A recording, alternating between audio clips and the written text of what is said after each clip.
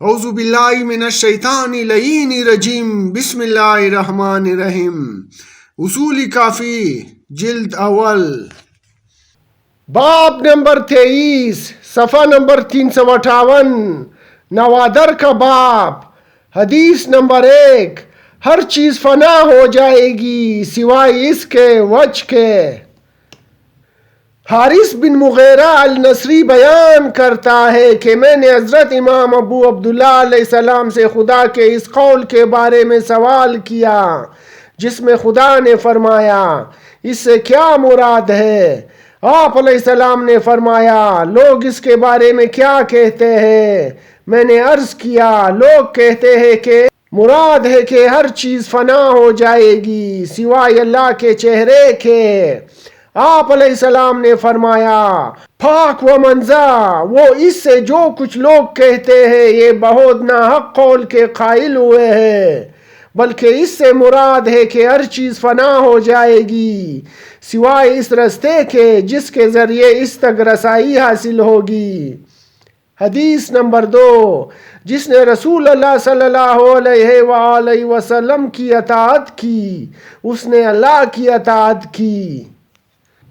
جناب سوان جمال بیان کرتے ہیں کہ حضرت ابو عبداللہ علیہ السلام نے خدا کے اس فرمان کے بارے میں کہ فرمایا کہ اس سے مراد ہے کہ جو اللہ نے رسول خدا کی اطاعت کا حکم دیا ہے، جو اس حکم کی اطاعت کرتے ہوئے رسول کی اطاعت کرے گا وہ اس رستے پر چلا ہے جس میں اس کے لیے ہلاکت نہیں ہے۔ یہ ایسے ہی ہے جیسا کہ خدا نے فرمایا جو رسول کی اطاعت کرے گا اس نے اللہ کی اطاعت کی ہے۔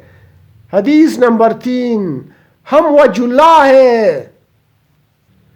حضرت ابو جعفر محمد باقر علیہ السلام فرماتے ہیں کہ ہم وہ سبی المثانی ہیں جو اللہ نے اپنے نبی محمد صلی اللہ علیہ وآلہ وسلم کو عطا فرمائی ہے، اور ہم ہی وجہ اللہ ہے۔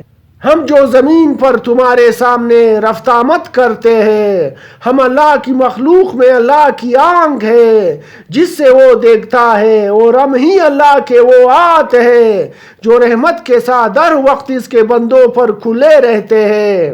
اس کو اس کی معرفت حاصل ہے، جس کو ہماری معرفت حاصل ہے اس سے وہ جاہل ہے، اور جو ہم سے جاہل ہے ہم متقین کے امام ہیں۔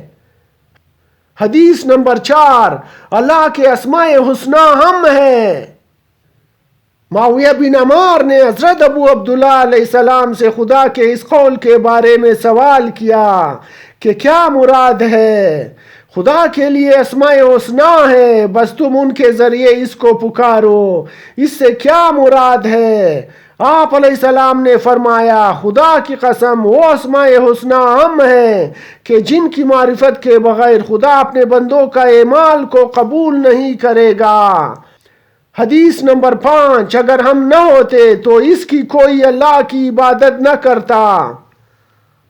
مروان بن سبا بیان کرتا ہے کہ حضرت ابو عبداللہ علیہ السلام نے فرمایا اللہ نے سب سے بہتر ہماری خلقت فرمائی اور سب سے احسن صورت ہمیں قرار دیا، اور اس نے ہمیں اپنے بندوں پر اپنی آنکھ قرار دیا، اور اپنے مخلوق میں اپنے بولنے والی زبان ہمیں قرار دیا، اور وہ ہاتھ جو اس کی رحمت و راحت کے ساتھ ہمیشہ اس کے بندوں پر کھلے رہتے ہیں وہ ہمیں قرار دیا، اور وہ چہرہ و راستہ جس کے ذریعے اس تک رسائی ہوئی ہے وہ ہمیں قرار دیا ہے، اور وہ باب جو اس کی طرف کھلتا ہے وہ ہمیں قرار دیا، اور آسمانوں اور زمین پر اپنا خزان یعنی خزانہ دار قرار دیا۔